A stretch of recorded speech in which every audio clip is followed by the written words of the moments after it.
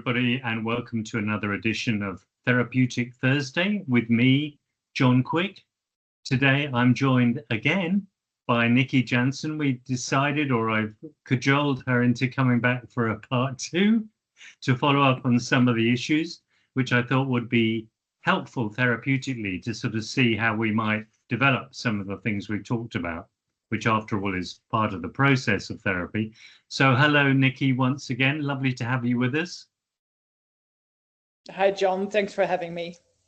And you feel okay about going around again? Yeah, let's do it. Let's do the take two. Let's do it. Okay. So I'm minded and reminded to ask you to subscribe, get the t-shirt, and just a little bit of a reminder about myself. I am also an aortic dissection sufferer, survivor, whatever you want to call it. I had, coming up 20 years ago, a dissection and an aneurysm, type A in the ascending arch. I had emergency open heart surgery because it happened out of the blue, prosthesis in part of the arch, and a replacement aortic valve. Shortly after that, I suffered a type B dissection running down more or less from the prosthesis to the iliac in the legs where it diverts. And I've had that defensively managed and managed by myself for nearly now 20 years. And many of you will know the kind of medications of that, which are keeping blood pressure down, using blood pressure medication and beta blockers. And also, if you have a mechanical valve, blood thinners, for which I am tested regularly. So that's a little bit of me.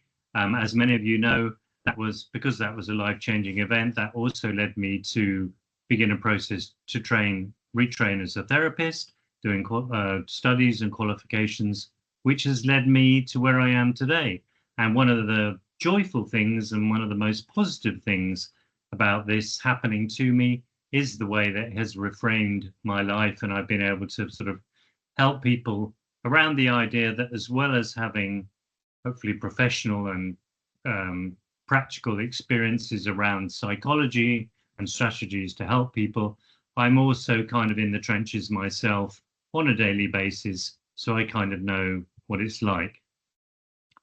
So now, back to Nicky.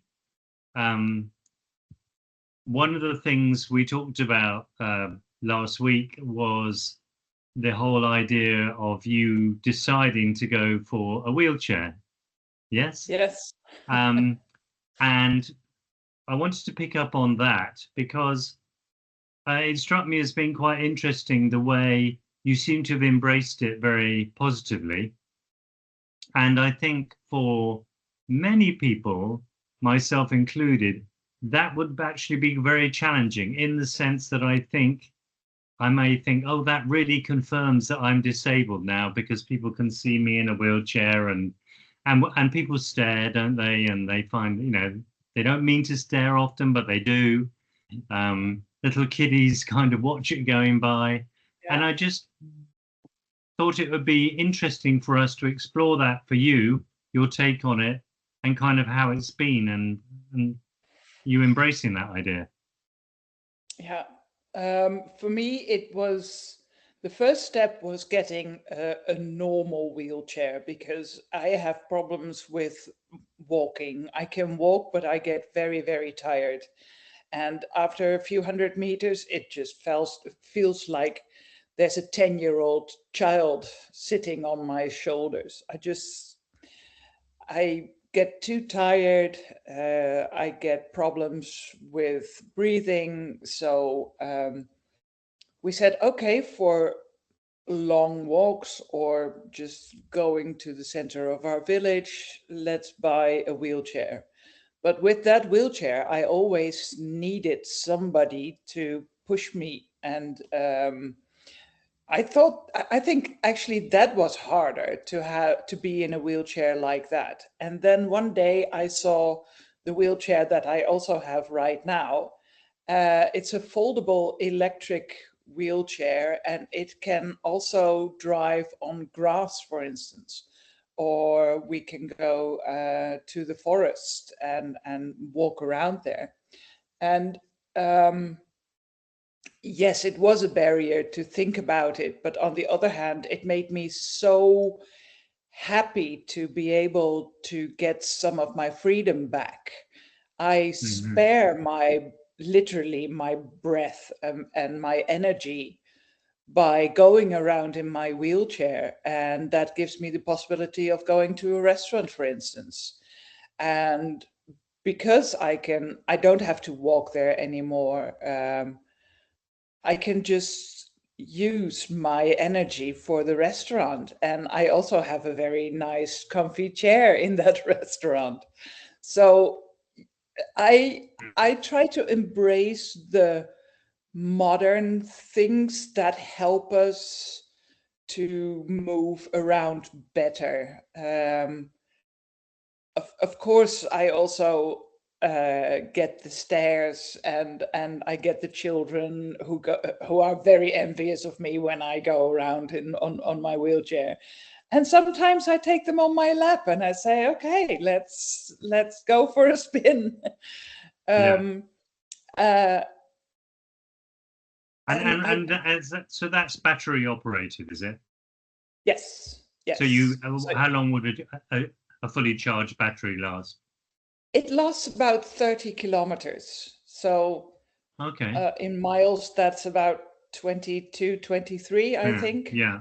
Um, so fully charged. I have a really old one, so I'm getting a newer one now, but fully charged is about 30 kilometers.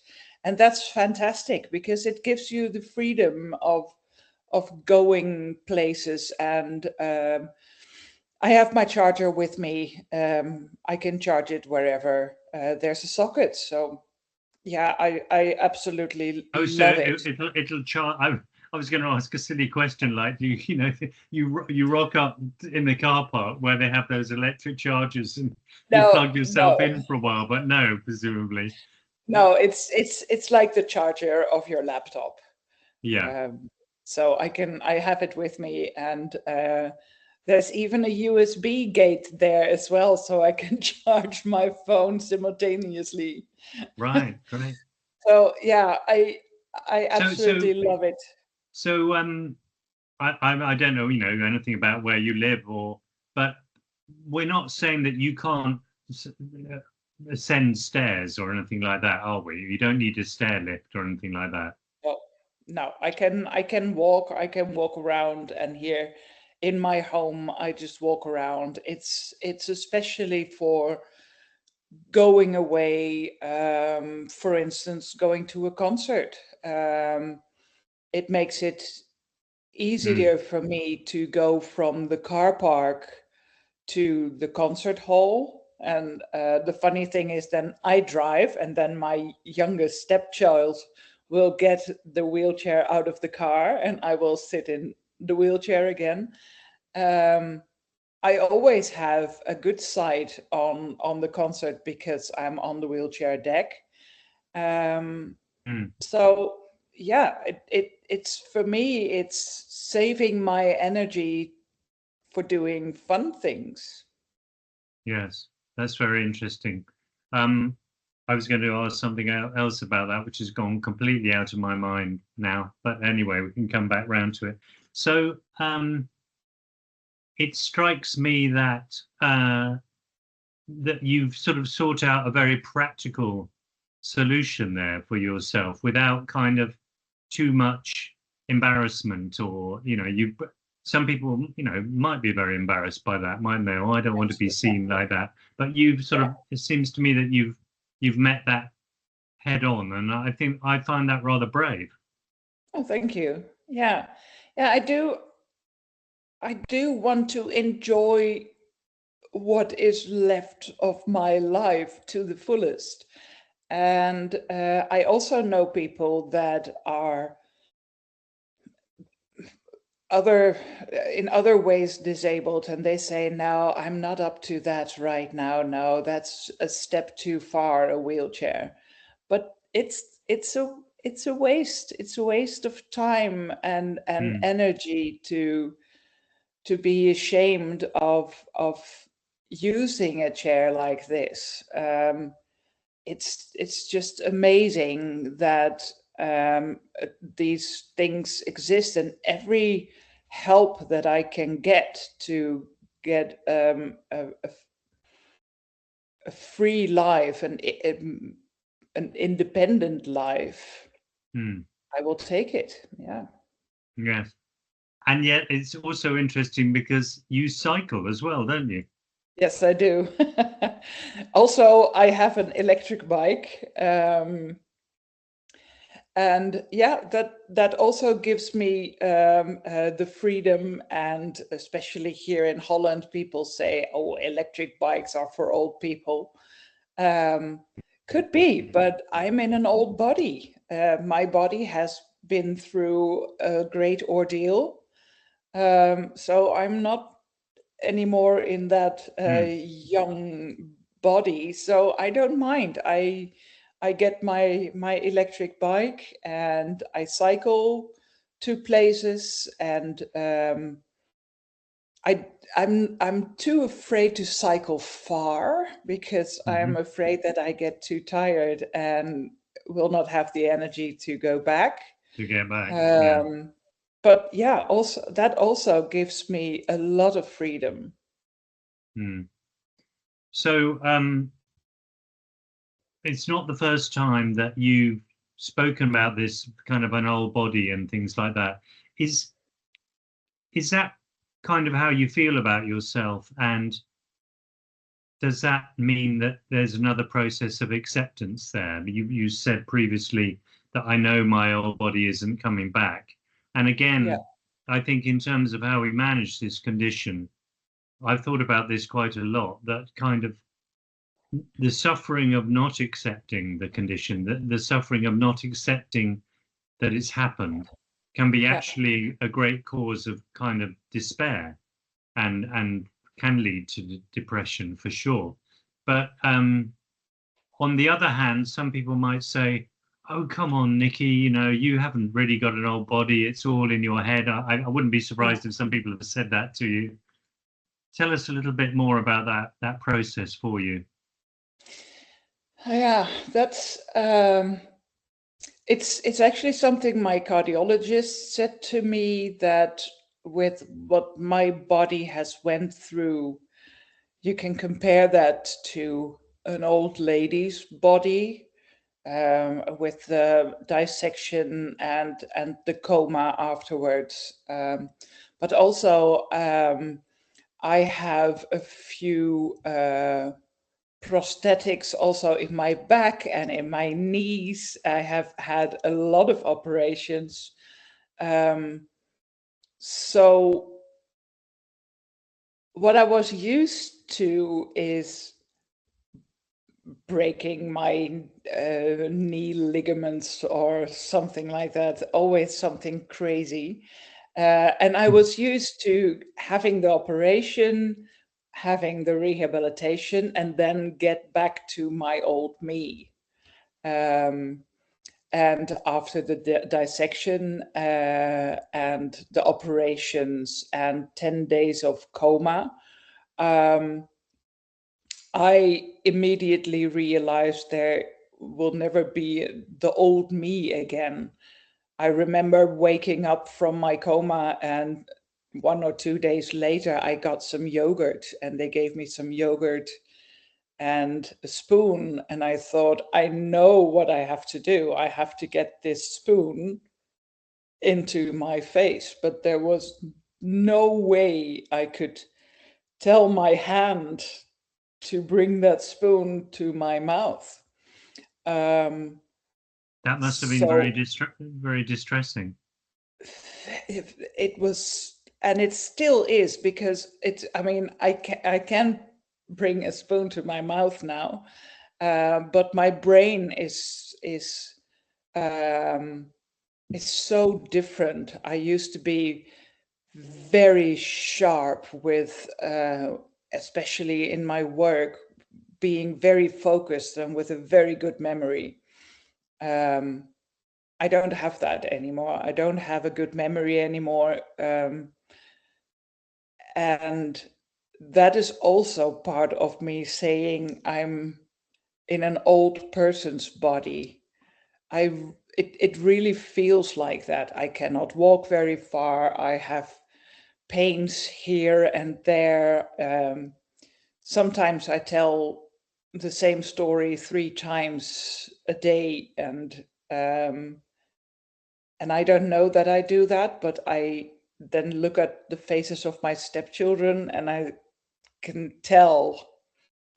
I already told this. Yeah, sorry. Yeah, so there's a lot of loss there for you, isn't there? And am I correct in sort of picking up that what you were sort of saying before is you just kind of went for it with life. You're a bit gung ho, and you threw yourself into things, and Yeah. on a ligament or something. What the heck? Almost like you took yourself for granted a little bit. Do you think you did? Yes, yes, I did, and I didn't take good care of myself. So it didn't surprise me that this happened to me, because I've had an interesting but also a tumultuous life. That's an And interesting line. yeah, I've not, I've not heard that before. It didn't surprise me that this happened to me. That's strong stuff. I thought when they told me what had happened and that my aorta was torn from the side of my neck into both of my legs as well, I thought, yeah, of course, this happens to me. I always have these crazy medical things, but in this, it was it was a bit more serious than the cases before. I mean, you can mend a knee, but I never knew that they can mend an aorta, and that they had to bring me back to life for a few times. Yeah. That is absolutely life changing, and also really hard to process. I'm 5 years out now, so my dissection was on May 8th, 5 years ago. And it's there with you every day. And it's so different. I don't work anymore. I'm trying to get to do some hobbies, and one day is better than the other, but it's major change in life. So, given what you said last week that you've had long-standing depression, that for many people who are already depressed would pile depression on depression. Has that been present for you? Not like it used to be. I told you last week as well, on the ICU, the doctor said to my husband, when people come into the ICU with a sane brain, or not with depression, or a happy brain, they come out fairly worse than they came in. And people that come in with depression oftentimes come out better. And I must say that the depression, like I've had them before I dissected, were so deep and dark. I've never felt them after my dissection. So That's maybe I interesting. had, I don't know, maybe because they had to shock me a few times to get me back to life, or maybe blood transfusion, or the whole shock of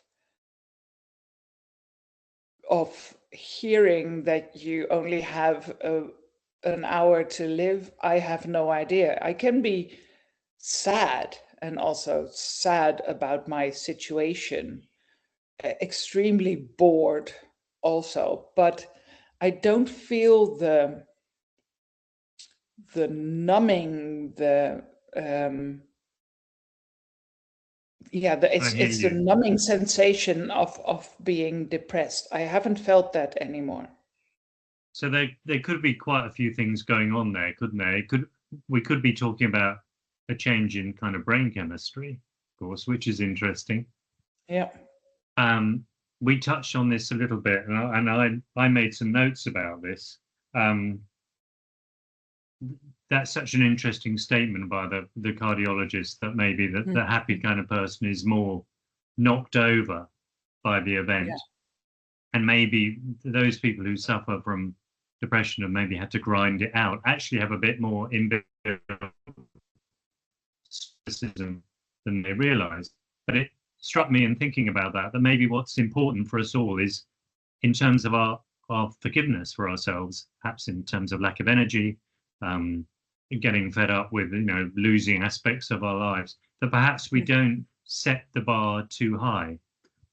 And as I think I've said to you before, the road to hell is paved with comparisons. Absolutely. And one of those is the past. The Yeah. past has gone. I also wonder whether the fact that you've sort of been right to the edge, and you've almost, you talked about the way when you thought you had an hour to live, and it kind of, you almost had a transcendental kind of epiphany, didn't you, where you kind of let go of everything and you really wanted to be alive.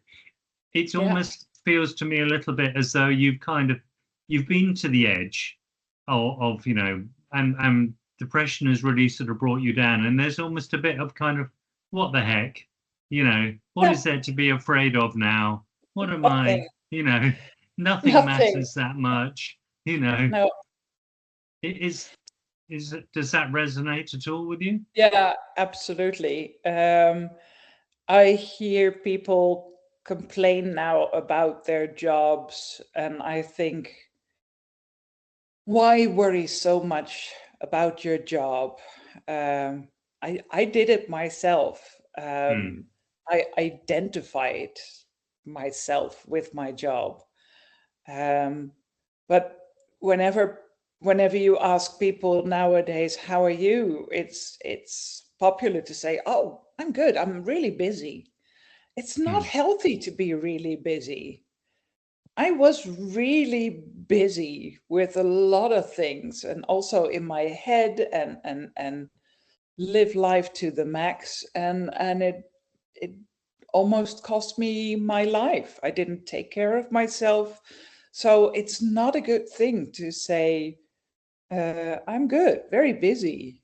It's not healthy. And there is that kind of value structure in Western society, isn't there, that we have to be making the most of every moment and be productive, and if we aren't, we feel guilty, and and it's all about, we must have energy to get on and achieve. Does that mean perhaps that your values have changed a little bit about what you regard as important? I had to start over again. And a lot of help came from the rehabilitation center where I went to. And they didn't rehabilitate my body or made me stronger or get me in a better condition. They helped me through the grieving part of saying goodbye to my old self, and embrace my new self. And for that, I had to think about the new goals in life, but also the purposes, the why am I here idea. And I learned that it's okay to be sad about the situation, but on the other hand, make the best of what you have right now. And that sounds all very but on the other hand, it's actually, it's the truth. It's like, it's the way that we all should live, do the things that you like, and take care of yourself and take care of your energy. And I had to figure out, and I'm still figuring out how to really fulfill my life, to make it a good day. And sometimes I do not succeed, and I think it was a very long and boring day. And that's okay But too. again, we have to be so careful, don't we? That we're so conditioned to evaluate and define, and in this era, very much kind of label. You know, Yeah. yes, I mean, people who work with me will know me saying this, but one of the analogies I use frequently is a filmmaking analogy where I talk about we get stuck in the close-up shot. Yeah. And the close-up shot is we're right in there with, I'll come close to camera, we're right in there with our problems. It's all going around in our head. And that we need to sometimes get the camera back out and look at the wide shot of kind of get more perspective, get more context. I mean, if it was Hamlet sitting where you are, I'd be saying to him, you need to get out of your own head, mate. You need to get the camera back. You're obsessing with yourself. And sometimes it is that kind of healthy kind of thing. Come on, I've got to get back from this. Yeah. And it's hard because like me, I don't work anymore, so I'm at home all day long. And then you get stuck in your own thoughts. A lot of So I time to listen think. to books, and I watch Netflix. I have Netflix on my headphones while I'm clipping the roses in the garden. Somebody has to speak to me, because otherwise I start overthinking. So you ruminate. Yeah, I do. Yes. I And confess. rumination, of course, is when we ruminate, the brain is really trying to fix things. That's what it's doing. It's keeping on, it's looping around, trying to get solutions. And of course, with this condition, there aren't necessarily solutions. Hard, but true. No, it's and one day can be a really good day, and people around you think, well, she's cured. And the next day can be a really bad day with me telling the same story 3 times, forgetting my medication, whatever. You cannot predict how you will feel, and I think that's the hardest thing. You're always there with yourself and with your mind and your thoughts, and it's hard work to learn how to deal with that. I think also that unpredictability of the condition can sap confidence, because you think you have a good day, you feel, things are really coming together, and as you say, the next day you're flawed again, and it's like we can lose trust in ourselves, can't we? Yeah, we can. And that's very lonely, because I mean, you are almost 20 years out. I'm 5 years out. Um, I cannot keep telling my family here, today is a bad day, today is a good day, today this hurts or that hurts. It's people go on with their lives, and I'm glad they I hear do. you. Yes. And sometimes it's very lonely, because you just want to say, oh, everything aches and I'm bored, and I want to do so much more, but I can't. And sometimes you have a good conversation with a friend or a family, and they say, yeah, I hear you. It's hard for you. And sometimes you just leave it, because they have their own lives, but it can be very lonely. we're into That's why very I'm existential really happy territory. that aortic hope exists, because then we Yes. can talk about it. Well, one of the things that I notice a lot talking to people is there is such a need to talk, to try and bridge that kind of inner existential loneliness, and the sort of, the PTSD doesn't end on a particular date, does it? It kind of rolls on in different ways, and as you're saying, it can be very hard to kind of express to people how it's feeling inside, and you quite rightly say everybody's got their own lives, and of course they have, and they must live them too. Yeah, That's very challenging. But it is. talking of which, one of the things that I really admire coming from you is that you've been very open with me about the effect on your partner, his needs, how that may have changed your relationship. Mm-hmm. Perhaps we could talk about that a little bit, and how the effect of this condition on your life, because there's another emotional adjustment there, isn't there? My understanding is that when this happened, you'd only been married a year. Yes, we married on the 14th of April 2020, mid-corona, because we bought this house and we had to make sure that all the finances and everything were settled. So it was not the most romantic reason, but it was a very romantic moment, because it was just the two of us. Bring your own pen to sign the marriage papers. So that was on April 14th, and a year later, on May 8th, I dissected.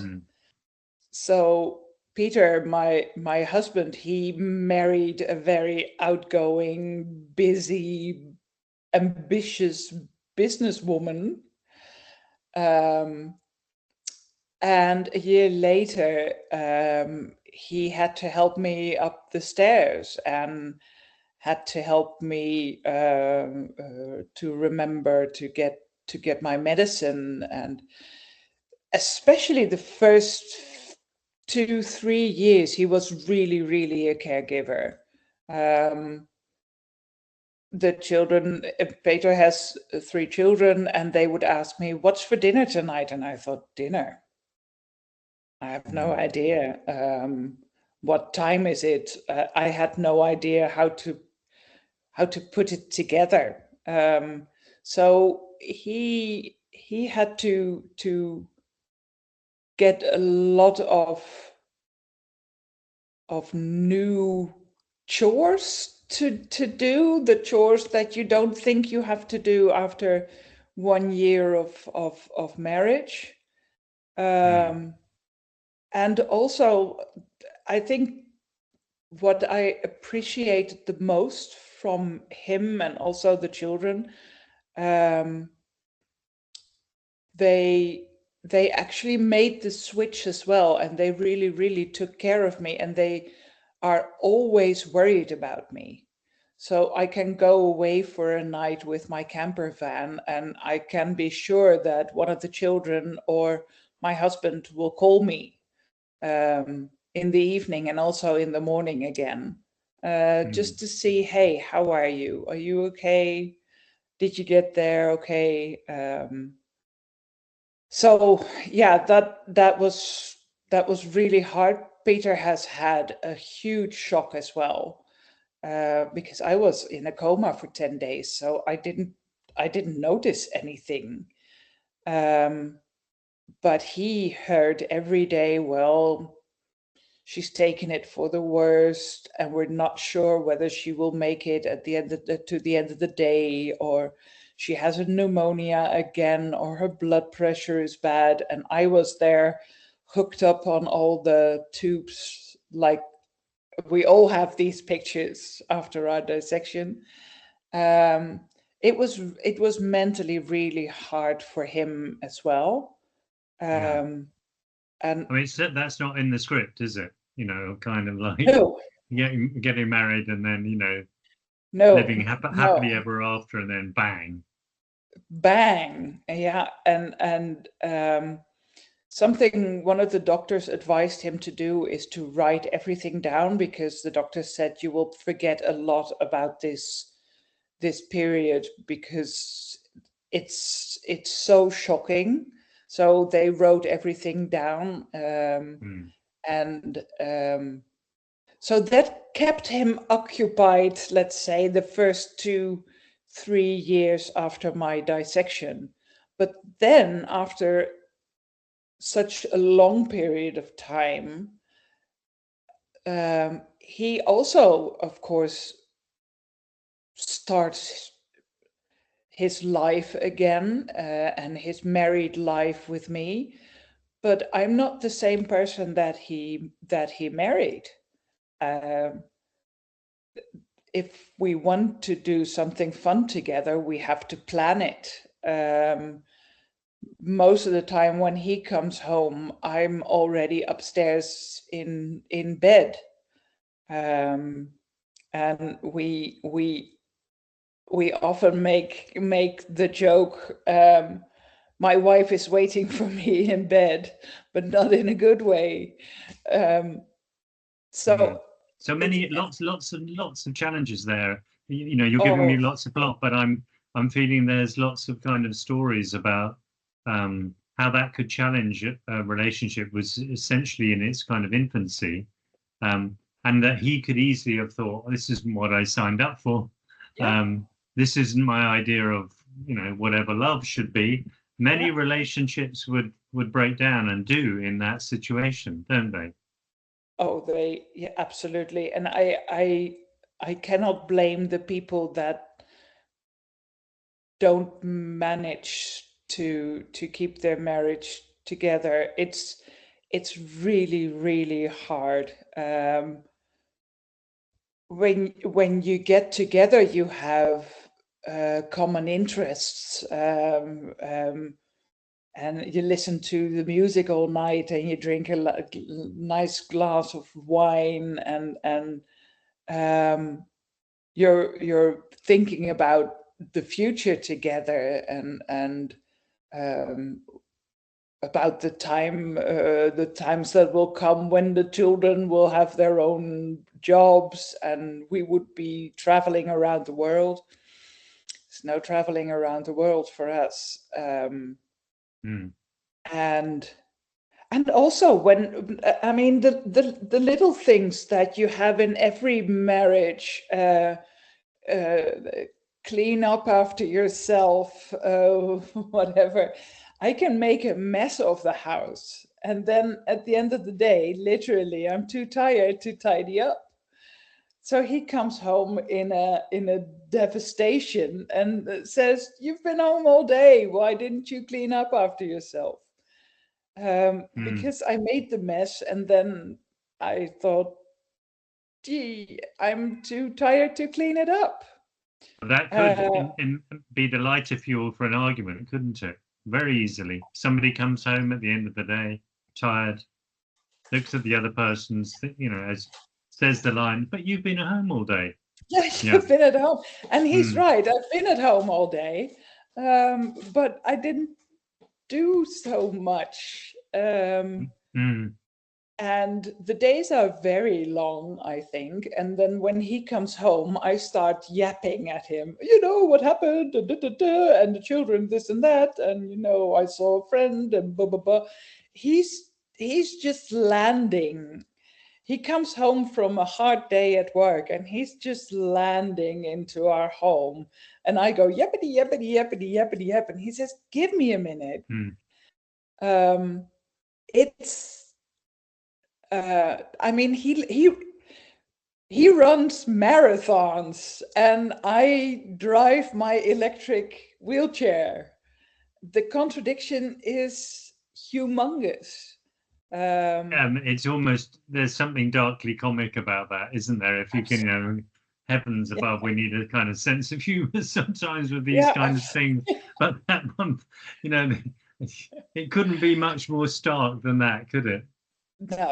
No, it's really weird, and are you able to laugh about that together? Yes, yes, we are. And sometimes we get in too many arguments, and then we will just find some help, either relationship counseling or whatever help we feel like at that moment. We both know that we cannot do it alone, and we cannot do it together alone. Sometimes you just need somebody's perspective on it. Again, it's the wide shot, isn't it? Getting you Yeah, out to the close up. Yeah. yeah. And I mean, I remember that I was really angry because he can still do everything, and Mm. then he has a day off, and I say, "Okay, what are we going to do?" And he says, "Well, just stay home. I like being at home." And I say, "Well, I'm home all day. Now I Yeah. want your attention." It's the small things and also the big things, because um, we still have the challenges of every marriage, whether I Mhm. have dissected aorta or not. I'm still Nicky. I can be very annoying, and he is allowed to be angry at me or I at him. But um, it's harder to talk it out, to have the arguments, um, because you always get in the situation where one of them one of us says, "Yeah, but it's because of the dissection. Before the dissection, da, da, da, but now it's after, and because of that we cannot do bum bum bum." um, So I was about to sort of offer that it sounds like your communication is quite good. I mean, you're at the very fact that you're able to say, well, let's talk about this and go to therapy is all very constructive. But are you kind of saying in a way, are you saying that if we can almost like get stuck on the idea that the dissection becomes this kind of line in the sand and it's the excuse for everything, yeah, and and it it's like, you know, BCAD, but yeah, in absolutely. this condition. What do you think Yeah. about that? Oh, it should never be an excuse, but it is so often an excuse. Also because of the consequences that are so huge. Mm. Um, and I remember before we went into marriage counseling, we we communicated, we talked to each other, but we didn't listen. So I had my circle of interest and talked about it, and he had his, but we were never interested anymore in each other. um, and we fought about that a lot as well, that I said, why don't you react on what I am saying or whatever. And we had to find each other again in this new situation, Mm. and also accept that our marriage is different, but the ideas that we have about marriage are not different. So as hard as I think it is, because I see him going to concerts and on vacations with friends and doing the things he likes when he likes it. Um, I've had to train myself on it, to not be envious and to say, go and do your So things. are you telling me that those are things that you would definitely have done together before the Oh, dissection? absolutely. Yeah. So there's another kind of loss there, isn't there? And I could imagine that could put great strain on a marriage. He goes off and you're sort of left at home. Yeah. Um, that's And not then easy he to manage, is it? No, and he talks to all kinds of people and friends and goes on beautiful trips, and then he comes home and I say, "How was your trip?" And he says, "Oh, fantastic. I'm exhausted. I've talked to so many people. It's so nice to be home." But that also means that he's not going to tell me his adventures at that moment because he's just tired. Mm. Um, while I'm at home waiting for hubby to come home with all his adventurous stories. It's it's very I easy think to that's lose very each other. challenging for you, Nicky. Yeah, Yes, yeah, yeah. it's very easy to lose each other, and also because I tell him go to those parties, go on these trips, and he says, "Yeah, but I don't want to do it with these people. I want to do that with you." Mm. Um, he didn't sign up to do fun things without his wife, um, but it is what it is.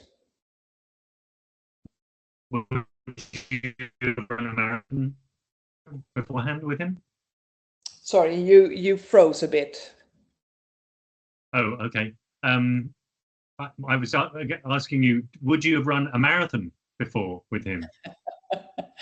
No, I'm not really a runner, but I would Ah, have. so there. What I'm angling at there is, there would differences anyway. And I think I knew what your answer would be.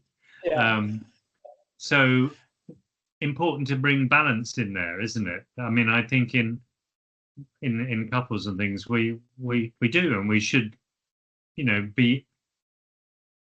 A good phrase I once heard about it is independent but interdependent, yeah, as being quite a healthy place.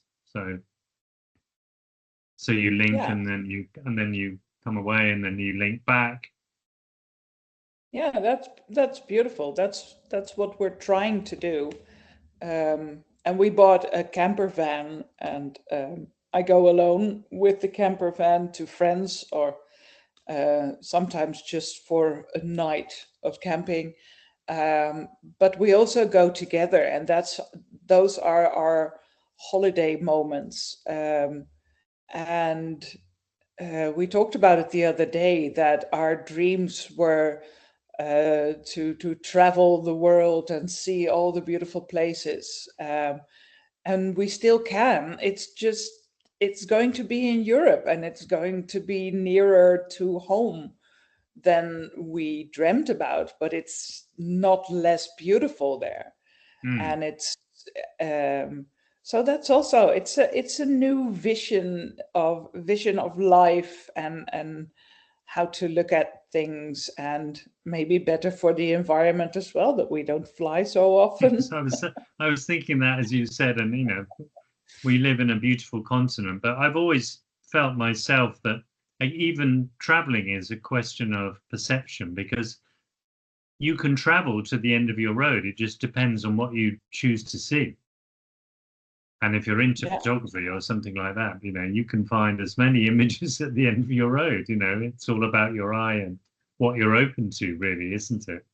Um, absolutely. And you one also doesn't necessarily have to go to Bali to uh, to find, contentment and joy. and you bring yourself also. I was Yeah. just after my first marriage, after I was divorced.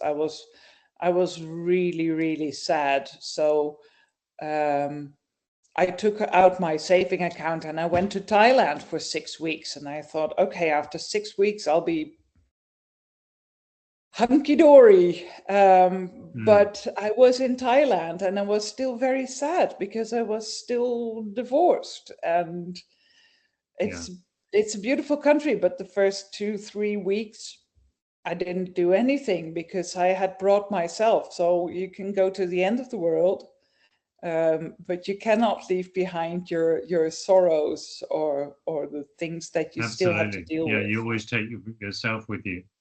Yeah, Um, or as that song by Crowded House goes, you always take the weather with you. yeah. Yeah. Which in You. in the Dutch version is not a very good sign.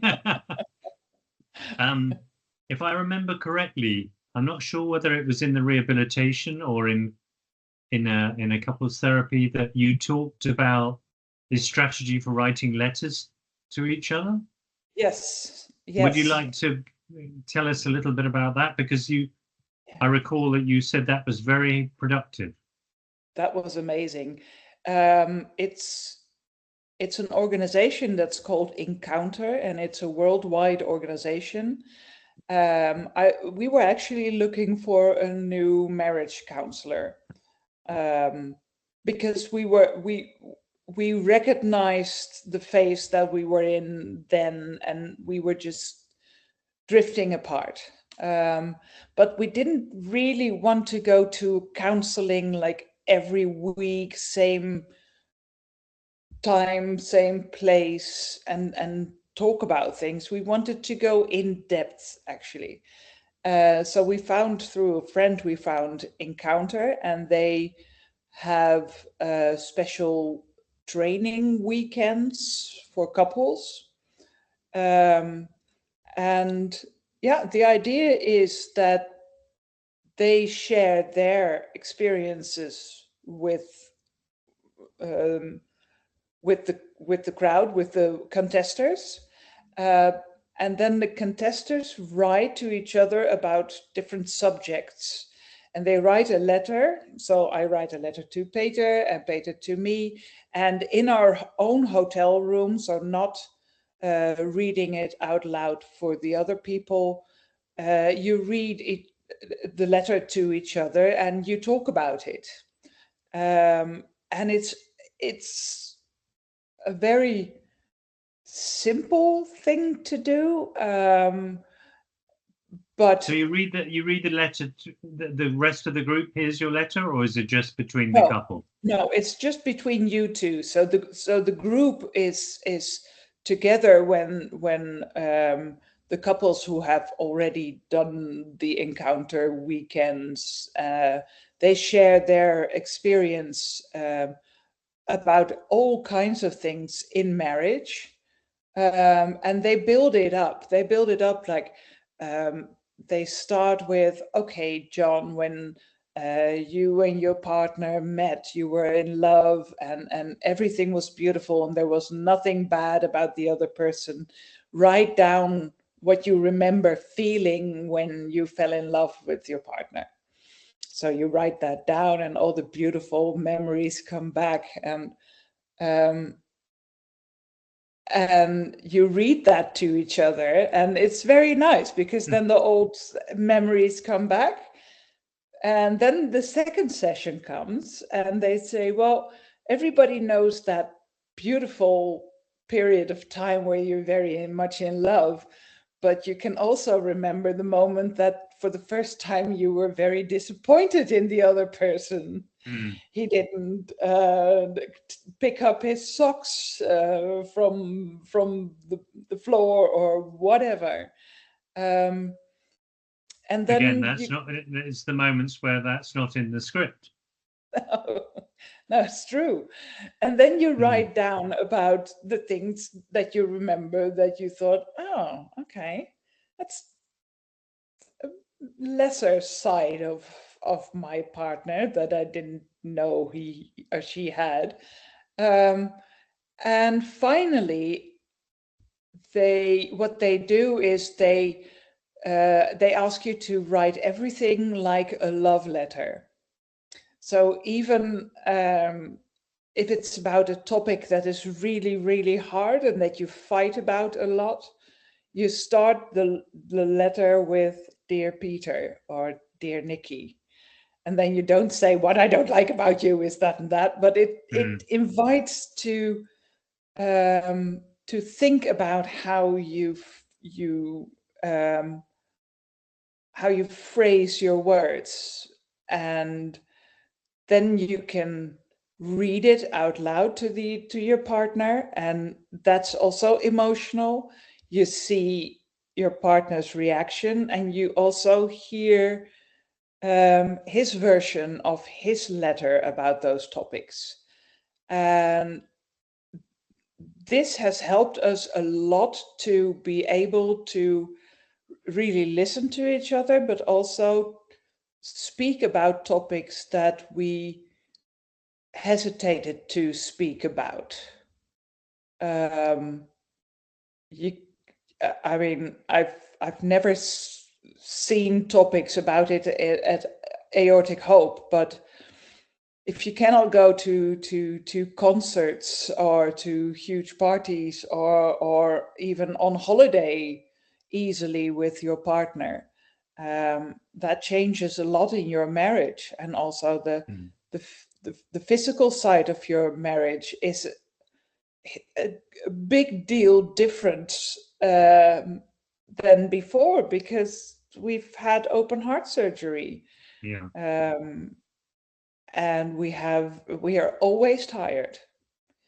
We don't always have a headache, but we're always tired. Yeah. Yes, and then we're going into that area of the difficult subject of how aortic dissections changes intimate relations between couples, aren't we? Yes. Which, yeah, if only we could all be more open about that. But it's so delicate, and there's so much vulnerability in that, and it's hard enough to understand our own sexuality and then how you fuse with somebody, and then when this happens, it's a whole other kind of turbulence. Yeah. So do you still?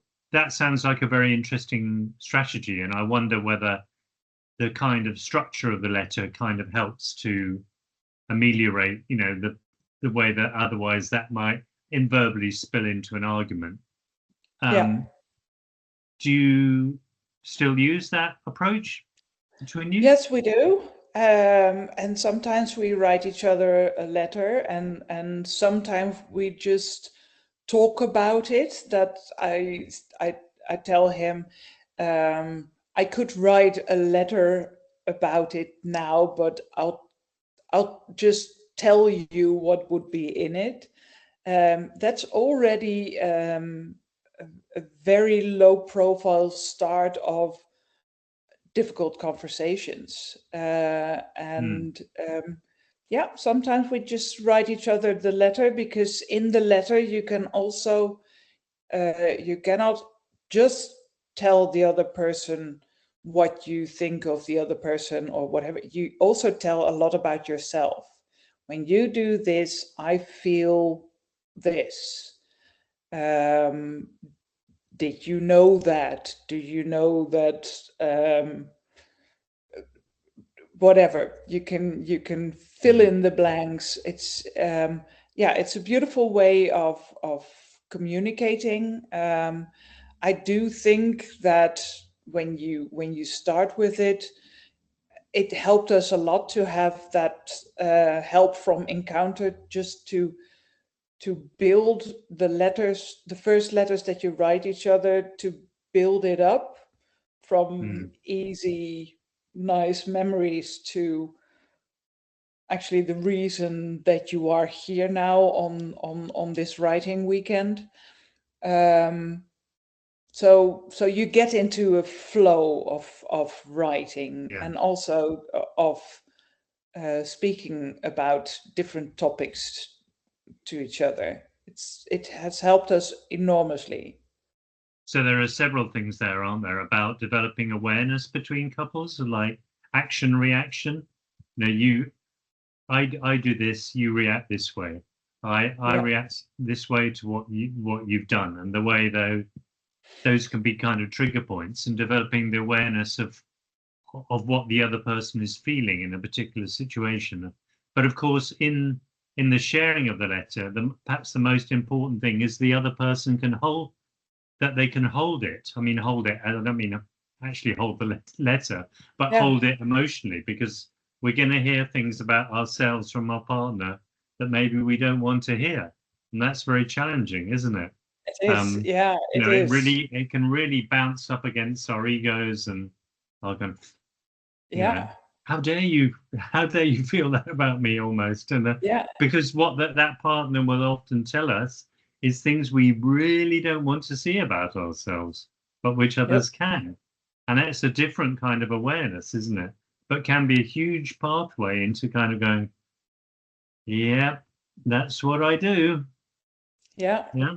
Yeah, it's like a mirror, and in couples therapy, you have the therapist that can be your mirror, that can Mm. give your partner the time to express how he or she feels about some situations. I mean, then you also have to listen to your partner, because there's a referee in the Yeah. communication, and the referee says, "Quiet now, Nicky. Peter is telling Yeah. us about this and how he feels." Um, this feels even more intimate, because it's also nice that you can share hard things with each other, things that you don't want to hear, but you come out prouder as a couple, because you are able, or you have been able, to talk about it. And it has opened a lot of doors for us. To start with, just get So help the whenever actual you need it. physical process of the letter becomes the therapist almost, doesn't Yes. it? The page of the Yeah. letter becomes the therapist, the Yeah. mirror. Yeah. And Mm. it's even profounder because of the fact that you have written it, that you thought about it, that Yeah. you and also when you write things down, um, you're not as prickly as you are when you are in a fight. In a fight, Absolutely. you can Yeah. suddenly say things that you later on regret. Um, that's harder Mm. in a letter, also when the letter is intended to get the other person to understand you better.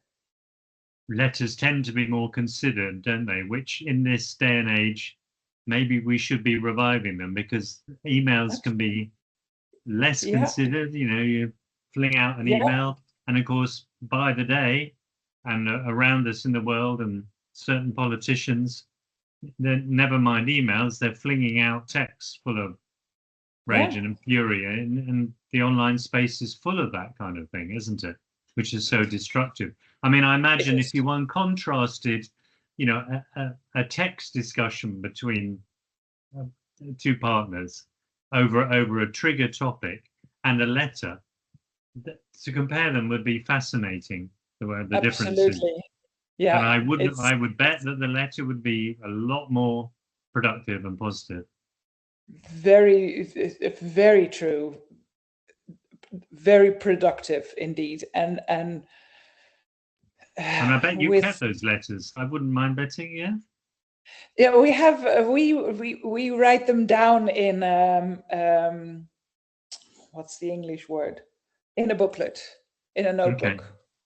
So Yeah. we write them down, and I asked Peter for one letter um, to make photographs for me, because when he read that letter to me, I was so emotional, and it gave us such beautiful insights. And of course, because of my lousy memory, I knew that it gave me beautiful insights, but I've forgotten which.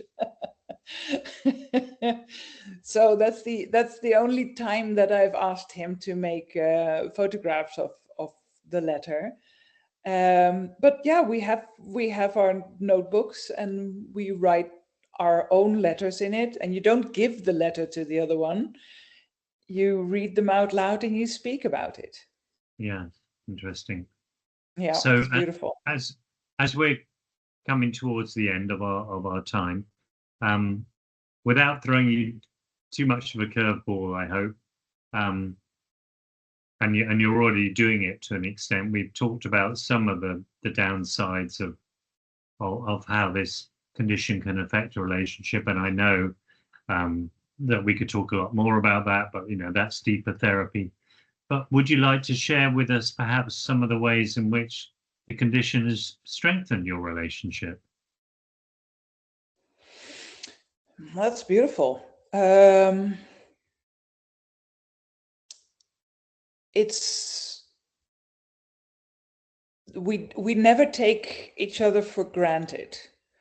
And I'm not sure if we have ever done that, but especially after what we have went through as a family, not only me, but Peter and my 3 stepchildren.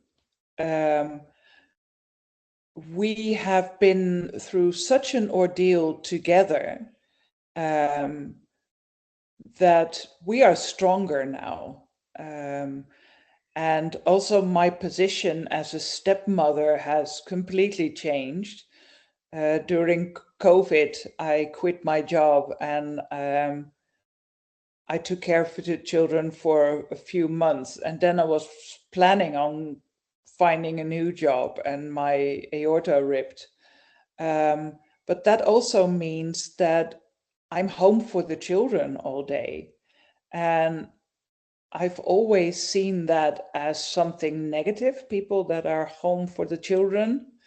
And I can only say now that it has been a fantastic adventure for me, but it has also been fantastic for my stepchildren because there's always somebody home.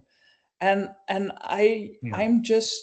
a third party. I'm not their mom and dad. I don't have to do the mom and dad stuff.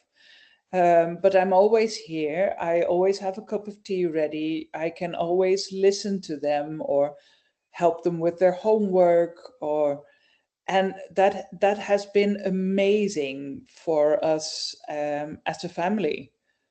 For Peter and me, we decided at the moment that the doctor said you only have about an hour to live. We decided there and then that we would use that hour as the most beautiful last hour you can get. And we often remind ourselves on that moment that we said we're doing a hard job, but we're doing a really, really good job together to speak about it, to maybe be more honest and open than we were before all this happened.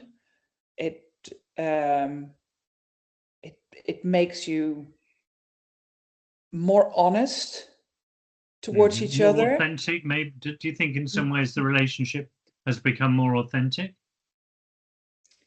Yes, yeah, I think so. I mean, we've been talking about things like, would it be an option for Peter to get a second girlfriend in our relationship, because I cannot give him as much as maybe as he needs. And then he says, I don't want that because you're my wife and you're my everything, and I don't want to lose that. Just to have these conversations in a marriage, actually everybody should do that and be that honest. Yeah. But it's oftentimes, let's not talk about that. It's very, very taboo for one thing, isn't it? To even very sometimes taboo. To bring up those topics, because they go into areas of fidelity and cheat. Yeah. A very counterproductive word, cheating. Yeah. Yeah. And we have to talk about these things because they come up in as problems in our marriage. And yeah, it's more authentic. It's a deeper understanding of each other, and also a deeper understanding of when you are drifting apart again. When that happens, we know the signs, and we know that it we have sounds to me do like there's a lot of healthy awareness of the relationship itself, how it's moving, what it's feeling like. I wondered too whether, if we come down from the kind of starry-eyed, not that I'm knocking it, but the kind of idea of, we fell in love, we got married after a year, and and then all of these problems come along. Whether actually, do you think it's made you both more caring and more aware of the other person's needs? Yes, yes, and also more communicative about it, and that's also again very wholesome for the children. They learn now how to express feelings, and to talk about topics that are sometimes too hard to talk about. I mean, we don't share our marriage problems with the children, but we do have a different way of communicating with each other, compared to what it was before that. I was ching, ching, ching, ching, and he would go bam, bam, bam, and we didn't solve any of the problems. And now we are sometimes eager to solve them, and sometimes we talk about it also with the children, difficult subjects. I had an undertaker here the other day because I want to organize my funeral, hopefully in a long run. But we can be open about a lot of things that I would not have discussed with Peter and the children if I hadn't gone through this dissection ordeal. Yes. Well, lots of positive things there. I think I'm going to draw it to a close now, conscious of both our energies. Yes, thank you. Thank you very much for your time and for your openness and your bravery and your authenticity as well with us all. So thank you very much for being with us. I also just want to say to people out there that if you want to contact me about anything, please feel free to write to me at johnq@aortichope.org. Also to like and subscribe. Very much hope that people are getting interesting information and ideas and help from this series. Please feel free to comment. But thank you very much for being with us. It's been a pleasure to have you. Thank you. Bye-bye.